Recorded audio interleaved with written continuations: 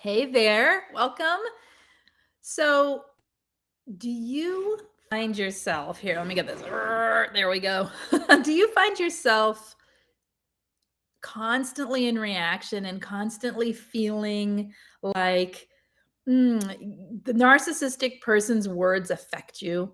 And like, no matter how hard you try, you just keep engaging with them, and you find it like gray rock feels impossible to shut it down and to create a more neutral way of handling discussions with them or arguments with them? Do you find it really hard to shut down because you get so wrapped up in the feelings that are being created through the toxic words coming from the narcissist? And do you feel it like almost like, oh, like volcanic, or like wanting to just explode or get reactionary to that narcissistic person?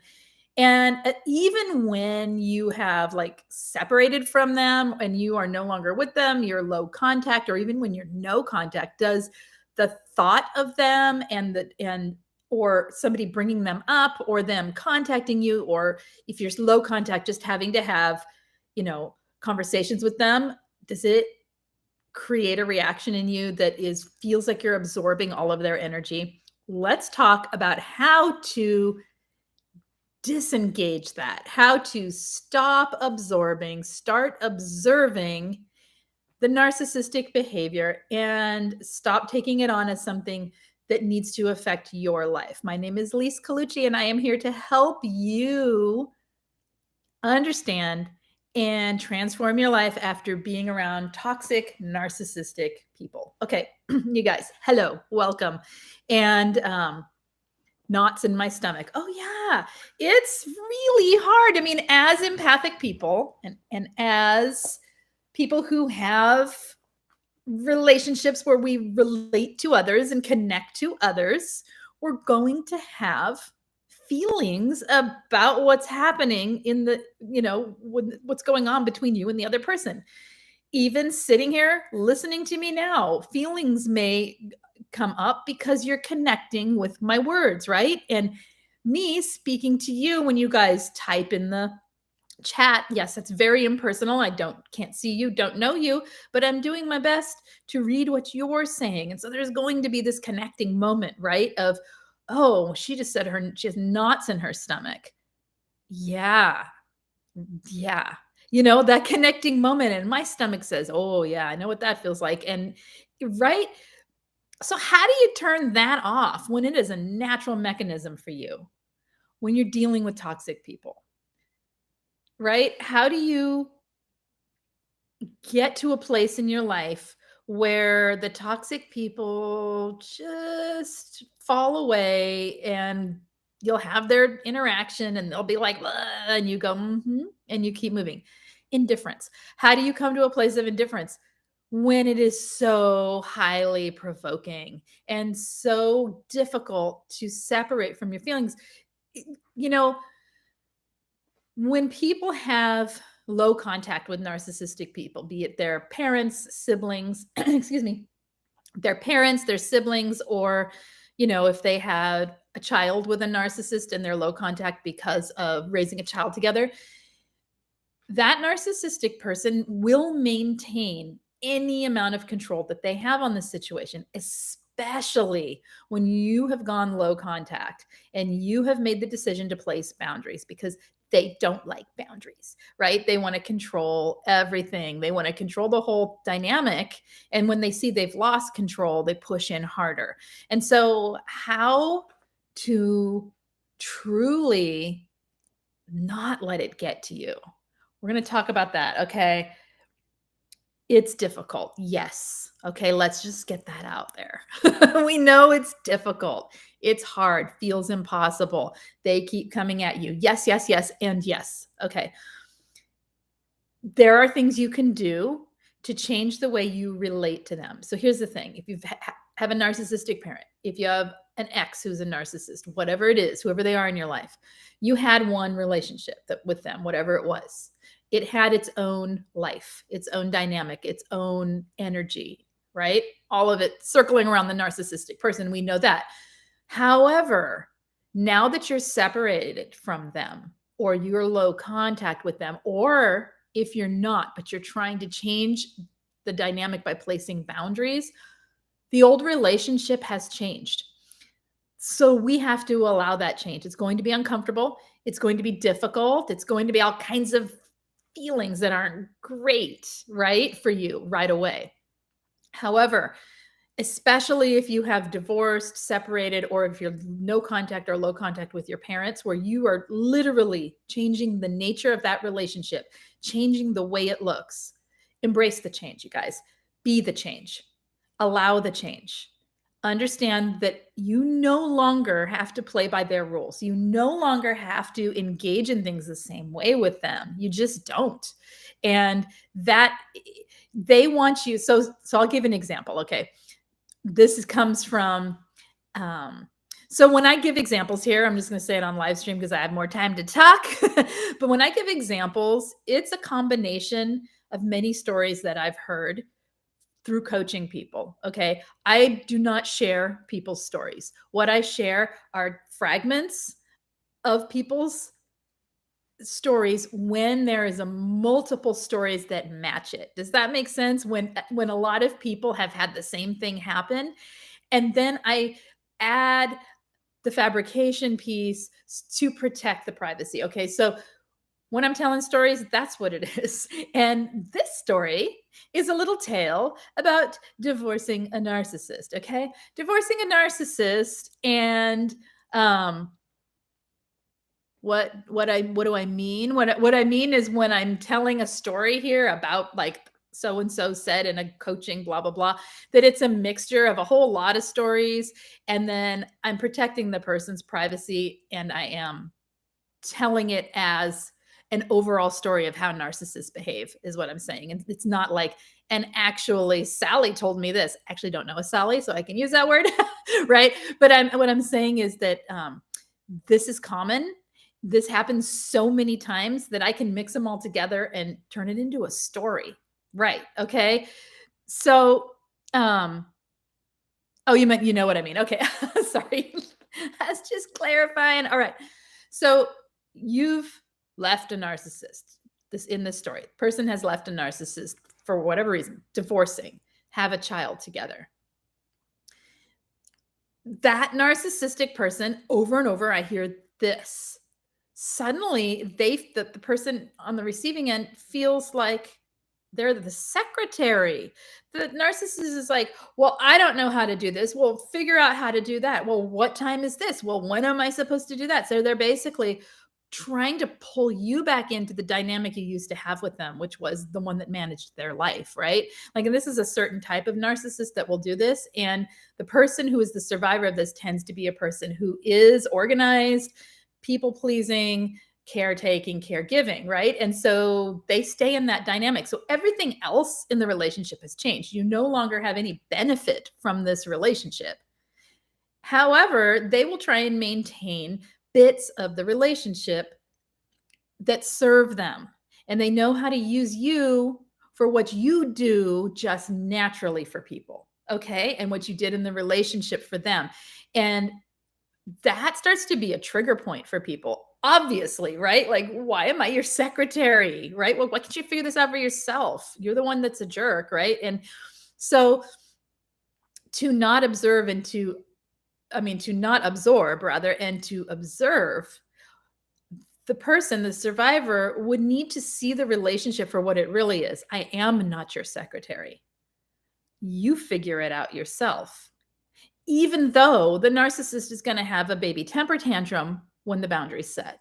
Does that make sense? So a lot of when we say observe, don't absorb, there's an action to it. There's an action in yourself to do it differently, an action in yourself to no longer do things the way the relationship played out. If it's your mother who's the narcissist and she expects you to tell her everything that's going on in your life, and you say, no, we're low contact, and I don't tell you anything that's going on in my life, right? Then you need to be clear about that boundary, maintain that boundary, even though she's pressing in to make the relationship stay the same. She will use every tactic she can to get you to talk because she's used, right? Now everything's happening all at once. No, she'll get you to talk. She'll try. So it's about holding that boundary. Okay, but there's more to it, because you can feel, you can do that and hold the boundary, but what gets in? What gets in is the feelings of, I should have done this. I should do that. Oh my gosh, she did it again. He did it again, right? You feel triggered. So learning to manage your triggers. And here's some tips. Daily exercises for yourself while you're going through this. If you are a person who absorbs other people's energy, learning who you are versus who you are in relationship to others is critical. It's important. It is for codependent people, for people pleasers, for empathic people who haven't learned that empathy does not mean doing something for people all the time, right? And who does not mean taking on other people's emotions all the time. It's important to learn who you are versus who you are in relationship to others and how that makes you feel. If you know who you are, there's a place to come back to when you're swept away into being absorbed into the other person's reality. Does that make sense? If you don't know who you are, where are you going to go? So, things you can try: just start taking walks. Start paying attention all alone if it's safe. Even 5 minutes, even if it's just walking from your car to your work or walking from your car to the grocery store or whatever. Use the time that you have alone to listen to your thoughts. Don't just listen to your thoughts, though. Validate them. So if you're thinking, wow, today was really stressful, blah, blah, blah, blah, blah, blah, blah, blah, blah, listen like a friend and say, yeah, that's a lot of thinking. Wow, so much effort went into today. Good job. And then go to the store, right? But give yourself that validation. What you're doing there is self-acknowledging. And through the self-acknowledging, you get to know who you are as a human being. You get to know, most of us, many of us, because of the way we were brought up, treated, or traumas in our life and toxic people, will have a negative self-talk. If we think that's who we are, it's not who you are, you guys. It's not who you are. It's how you were programmed to talk about yourself, because guaranteed you would never talk about anyone else that way. In fact, even the narcissistic person, at times, you have talked to and talked about sweetly, right? But yourself, oh, no. So we've got to learn to be kind to ourselves, validate ourselves, and, get with being our own friend. When you do that, you have a place to turn to when you are so swept away into someone else's drama. You can say, wait. Where was I when I was taking that walk today? That's right. That's who I am. Okay, what I'm feeling now is the other person's energy. So, okay, I'm feeling the other person's energy. And then you see, when you've done that, you have just observed what's going on. And the absorption of the other person's energy starts to diminish. It just does. Okay. Let's see what you guys say. Okay, I'm going to read that in a minute, because if I just do that, I will get sidetracked. A lot of people like to visualize a protective bubble around themselves. Personally, I think that blocks out good things. I like to visualize myself like a screen door that things can flow through. So sure, I can feel it, I can observe it, I can take it in, and then it does not need to stay in me.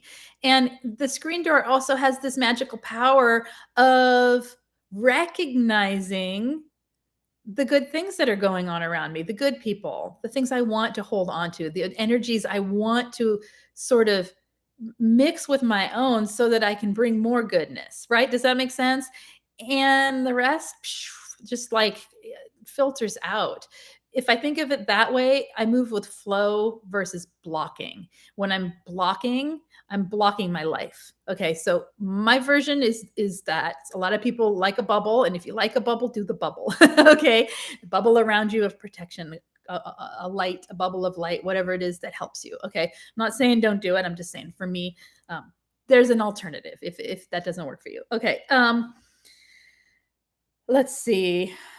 I have some notes here and I'm trying to read. So knowing the manipulative tactics that are going on is super useful. When you are when someone is rather being manipulative towards you, and when someone is being toxic towards you, or when you think they're being manipulative and toxic, right? Because we don't always know with everyone in life. The tendency to engage and defend yourself is strong. So let me get this clear. Let me make this clear. To set a boundary does not mean setting a boundary and then defending that boundary verbally. Okay? If you have to set a boundary with a toxic person, say your toxic father is insisting that you go to lunch with him, and you have set a boundary that you will not go anywhere with him, and you say, no, thank you. I'm not going to be able to come, period. In text, right? Or in person, whatever. The way you hold the boundary is to simply don't go, okay? It isn't when he says, why won't you even have lunch with your father? To engage in that conversation further with more boundary setting. What they do is they're trying to move your goalpost. And once they get you talking, it becomes like, I think of racquetball. Racquetball scares me when the ball's going everywhere and it's loud and like, that's what I think of. Like they're fiercely and aggressively coming at you because they're not getting their way. If you engage in it, you're going to be absorbed in it. It's the only way to have the passion that it takes to hold the boundary. Otherwise, you'd be like, fine, I'll go to lunch, right? And you just sit there and deal with it. If we're holding a boundary, to not engage and absorb the challenge is to just hold the boundary without engaging in the dialogue that comes after where they're trying to break you down, right? Okay. No is a complete sentence. That's right. That's right. And you don't even need to say that. It's holding the attitude in your body so that you remember no is a complete sentence. Does that make sense? We are not here to prove to the narcissistic person that they're wrong, that they're toxic, that you're right, that we're not here to change someone else's opinions and viewpoints and narrow points of view, right? If you understand what a narcissist is all about, you will see that that is never going to work. All right. Sure. They may hear you once in a while. Sure. You may think that they really heard me this time. Guess what? They're still a narcissist. They're still toxic and they're still going to continue manipulating. So we're not here to change them, you guys. We can't change them. It's not our responsibility to change any other adult human being, right? So, yeah. Okay. Do not engage. Do not engage. All right. What is next? Okay. Here's a good one. If you are absorbing and you catch it, you catch the moment or even later into it when you're already in it, where you picked up on someone else's stuff and you're like freaking out because you're like, get him out. And I can't get him out. No, I can't stop. Right. Like you're full of their energy and you feel it. You feel like you're super engaged in that dialogue, right? Or that desire to have the dialogue and respond to the toxic thing coming at you. Ask yourself this question. I'm going to read it from here so it looks very professional. Okay. Do I give permission for this person to be part of my inner world? Do I invite it in? Just ask yourself that question. Listen to your body. Listen to the parts of you that are like, right? Like in gagging it out or whatever you're doing. Listen to the parts of you that don't want that. Listen. Probably not. My guess is you probably don't actually give permission.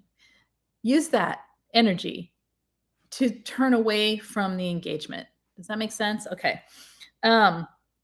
Refocus your attention if you can. Say you're in a texting war with a narcissistic ex, right? Or a, parenting app war or whatever, and they won't stop. What I say is, has everything been said? So if I'm coaching someone through this and they're like, I told them simply this, and look at the word salad, and I can't deal with this person. That's what they say to me. And I'm like, okay, what they're asking is, what times, I always use this silly reference, but it could be anything. What they're asking is, what time's drop off? And the person will say, they know what time it is. I said, yes, we know. They're trying to engage with you. Okay, this is what's happening. But that's a legitimate question that you need to answer because it has to do with parenting. And you don't need to let it be any more than that. Because the entire thing will be like, and you did this, and you did that, and it's all your fault because of this, and blah, blah, blah. What time am I picking them up anyway? I never know what's going on. You're always changing the plans, blah, blah, blah, right? And the narcissist going after them. And I say, just answer that one question. So they answer the one question. And sometimes they can't resist. And they'll say something like, I'm not engaging with the rest of this, right? So the narcissist will write back, blah, blah, blah, blah, blah. And I say, okay, at this point, is there anything more you need to say?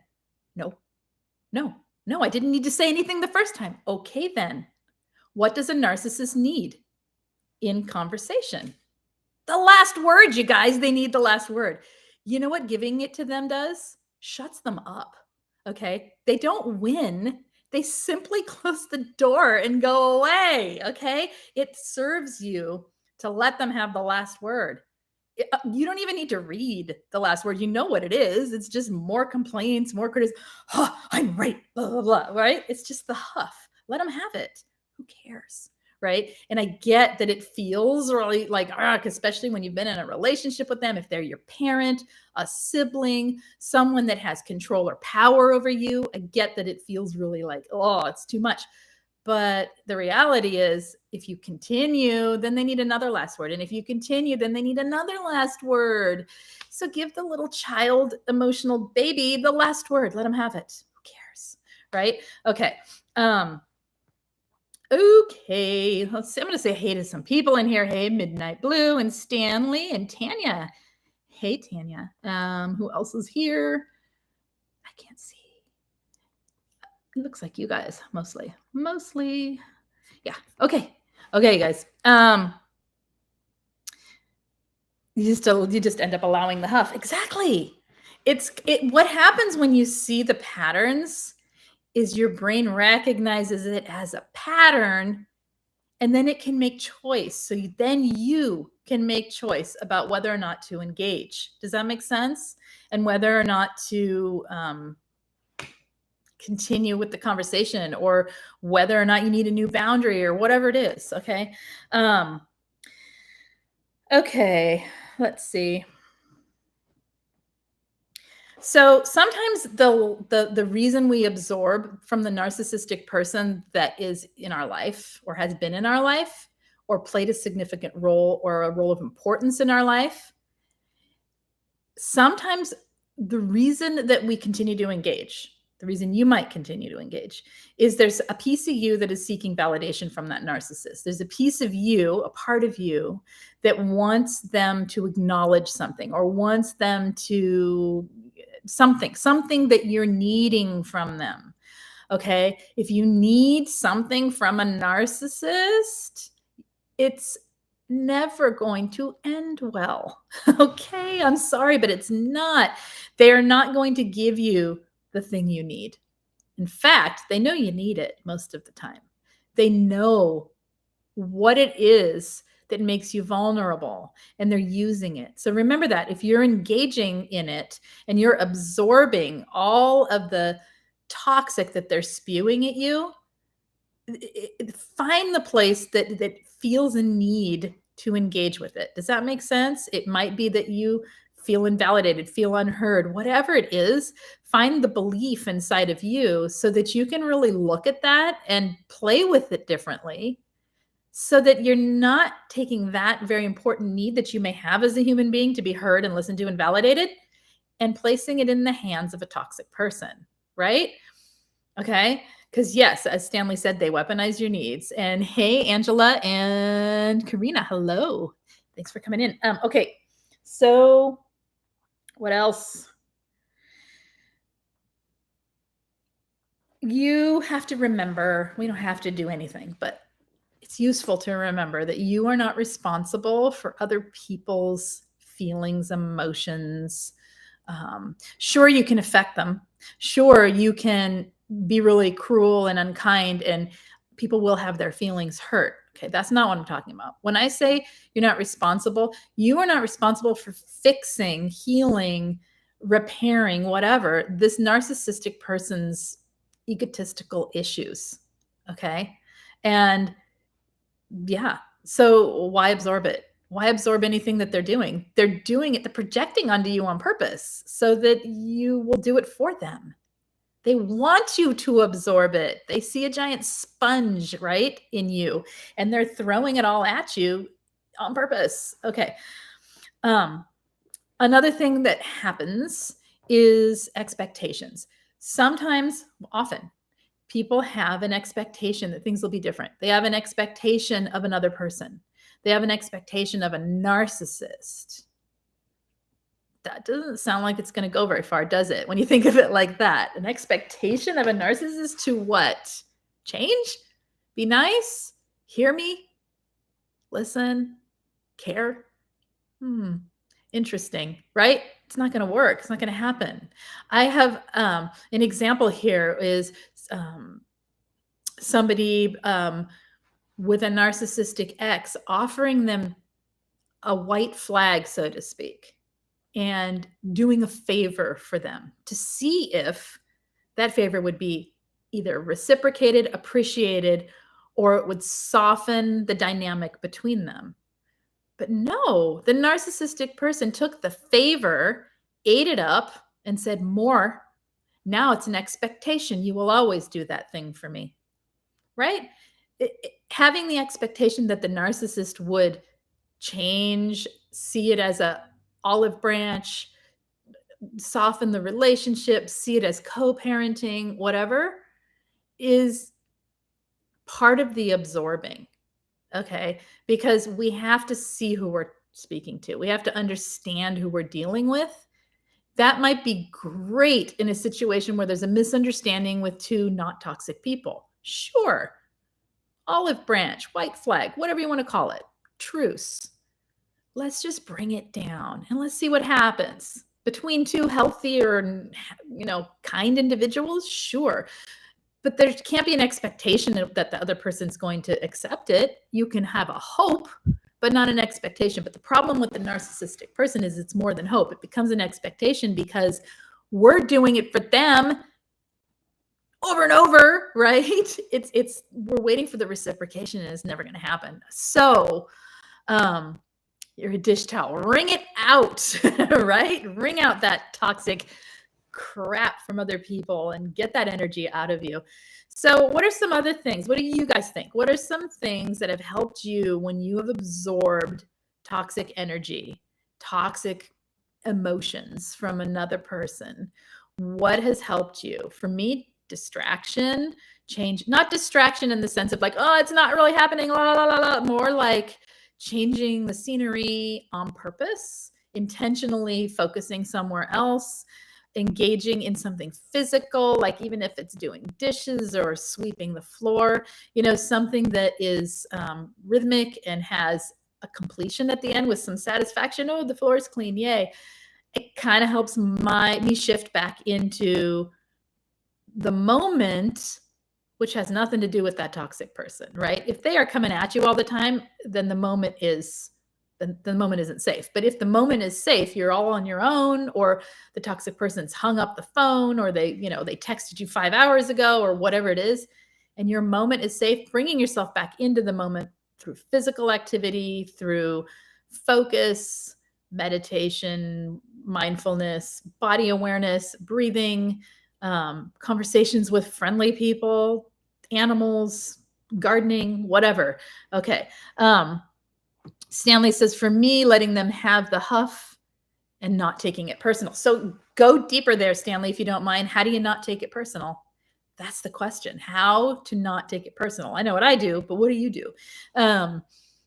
Let's see.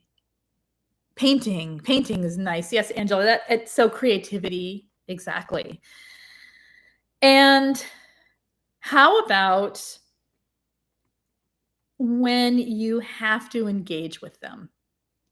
I'm thinking of low contact situations, or if you're still in a relationship or still in the home of, or if you have narcissists that you have to talk to, you have to, right? For whatever reason, job, whatever. Okay. How do you not absorb it? What do you do? I think understanding that person, I said it on a video, was it yesterday? I think of it like a machine that isn't going to change the way it does things. So like a factory, the way a factory works, nothing's going to change in the way something is manufactured once the system is set up for manufacturing, right? Unless someone comes in and changes the equipment. But so I imagine like a robot, and that is the narcissist, and they go through their motions, they do their thing, they say their things, they do their gaslighting, and everything is just going to keep cycling over and over because that's the way they function. And they don't have the opportunity for change because they won't allow for change, because change would mean dropping the mask, recognizing that they're a human being and that other people exist and all that stuff that's so icky to them. Okay. So I pretend they're a robot and I think, okay, if I'm dealing with them, they're going to do what they're going to do, right? A bear's a bear, a shark's a shark. All right, snake's a snake. If we're, I don't know, there's no animal I want to compare a narcissist to, because animals are more pure and kind than even the sharks and the bears, right? So yeah, so I pretend that I don't pretend, I acknowledge that they are how they are. And then I function from myself versus trying to change things. I just don't try to change things. They're going to get mad. They're going to gaslight. They're going to project. And then I take a breath and I go, that's theirs. Return to sender. That is not my energy. Don't want it. Thank you. Bye. Thank you. Okay, take it back. Have your icky energy. And then literally, I'll just refocus. So what else are you guys doing? Ignoring.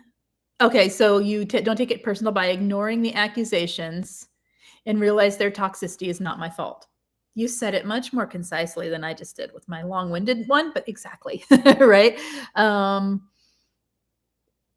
Tanya said, oh, too much stimulation. Okay. They weaken their target so they will be easier to manipulate. Absolutely, but here's the thing. It only weakens you if you're engaging in it. If you're just a rock in the stream, okay, when we say gray rock, literally, you guys, think like a rock in the stream. Does it care if the water is rushing hard or it's barely a trickle? No, not really. It doesn't budge. It's just a big old boulder sitting in the water moving around it. And it doesn't care if it's a slow moving stream or a fast moving stream. And even if it tumbles a little bit and changes locations, it's still a rock, right? So I think of it like that, like be yourself, be who you are, but do not engage or react to the narcissist. And get away from it. Fill your life with things that are not toxic. Fill your life with joyful things, positive things, things, people, experiences. Create experiences for yourself so that you experience yourself in life. Get to know yourself more and more and more. Who are you? Who are you, right? Not who are you because of your trauma, who are you because of a narcissistic person, but who are you? Get to know that person. And other people don't belong in that space in your head, right? They don't belong free. They don't get the free rent, right? All right. Practice presence and distance. Yes. You can even tell yourself if someone is being really pushy. So here's the thing. Narcissists are energy vampires, right? We know this. They are energy takers, but they are also mind implanters, right? They also will force themselves, their energy, their moods, their feelings, their thoughts, their beliefs into your world. That's what they do. They control. Here, take this. I don't want it. Let me have all your good stuff, right? Like that's That's what they do. The water will wear the rock away pretty slowly, though, and you get pretty polished on your way there, right? And yes, there is a point at which narcissism is overwhelming, and it is incredibly difficult to not absorb it. I'm not talking about the extreme situations with that. That's more, but even with that, Tanya, if we can take the moments that aren't under duress, even if it's moments at a time, like a blink of an eye, and come back to self and say, I am not that. I am not what the narcissist is making me out to be, without defending yourself, without any need for it. Just being present and distant from the narcissist, present to self, distant from the narcissist within oneself. It can help fortify that rock, so to speak. I'm not saying we should be rocks, but when in the face of narcissism, when dealing with it directly, the gray rocking can have a deeper meaning, is what I was getting at. Okay. Yeah, it's practice, and it is not always, when there's constant barrage and you can't get them out of your life. Another topic, right? We should do that and talk about that more, because because it's I don't know. I'm gonna stop because I'm kind of rambling. What else did I say here? Let's see. Okay, that's all I wrote down. What else, you guys? Anything else you want to talk about with this topic of observe and do not absorb? Hi, who's that? Wide Family Farm. Hello. Observing and not observing. Did I say that right? Yeah. And not absorbing is, it's almost an idyllic mindset, because how do you do that, right? As an empathic person. For me, it's more like, okay, so I'm going to absorb some, and like Tanya said, being a dish rag instead of a sponge or whatever, and just like wring it out, or like a filter, like let it filter through and move, like let it flow, let it go, right? You don't need to hold on to the dynamic with the narcissistic person. I talked to a therapist about this once, and I said, how do you not absorb that crap? Like, how, when it's affecting a child, or when it's affecting your ability to parent, or when it's affecting your life and your well-being, like, how do you not engage? And she said, this would be the one time I tell you to compartmentalize, big time. Deal with it and then put it away, because otherwise that narcissistic person is taking over your whole world. You deal with it and then you put it away. And that takes skill. That takes practice, right? Okay. Okay, you guys.